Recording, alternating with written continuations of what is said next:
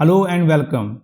Today we are going to hit the half mark of this 8 days problem solving series where we are solving challenging problems of JEE Advanced 2020 paper 1.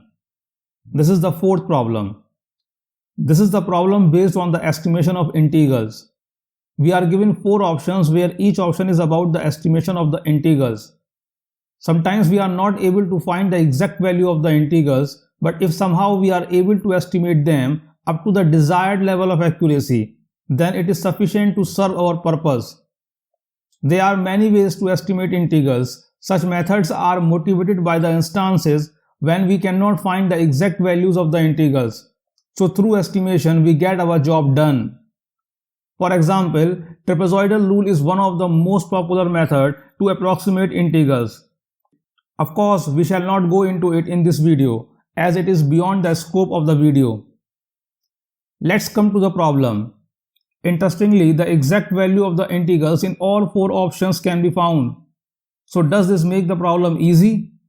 Let's see it. We can easily find the integral of x cos x in the limit 0 to 1, and that is equal to sin 1 plus cos 1 minus 1.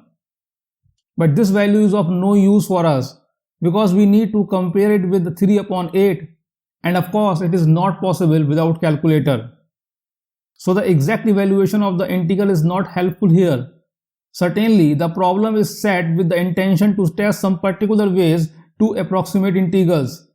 And indeed, this makes the problem challenging because now we don't have any particular direction to go ahead. What should we do now?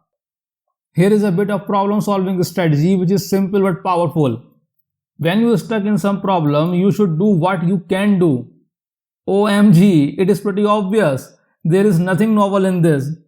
Yes, I know there is nothing novel in this, but many of us don't follow this obvious advice. When we are stuck in a problem, many of us simply stare the problem. Instead of implementing many ideas what comes in our mind, we should always try and test the ideas, even if it seems remotely related with the problem. So the moral of the story is, don't stare the problem. Now let's see what ammunition do we have.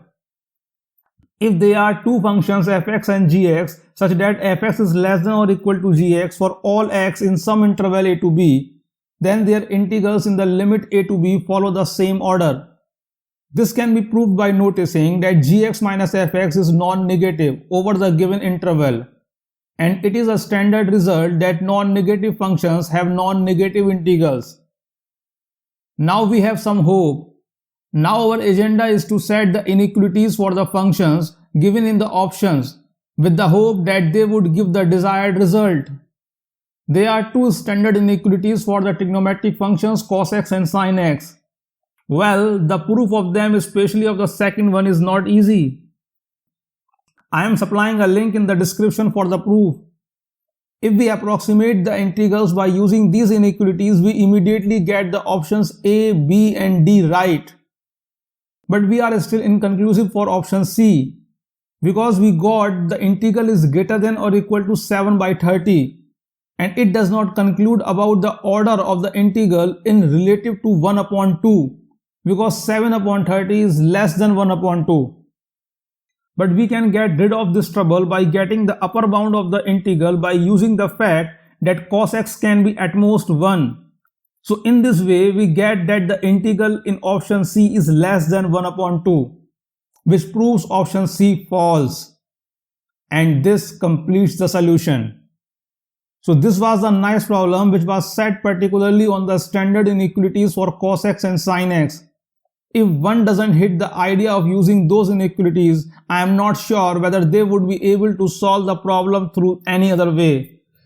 If you have any other way to solve the problem, please let us know in the comment section. That's it in this video. Tomorrow we shall discuss this algebra problem, and surprisingly, it is an inequality problem in disguise.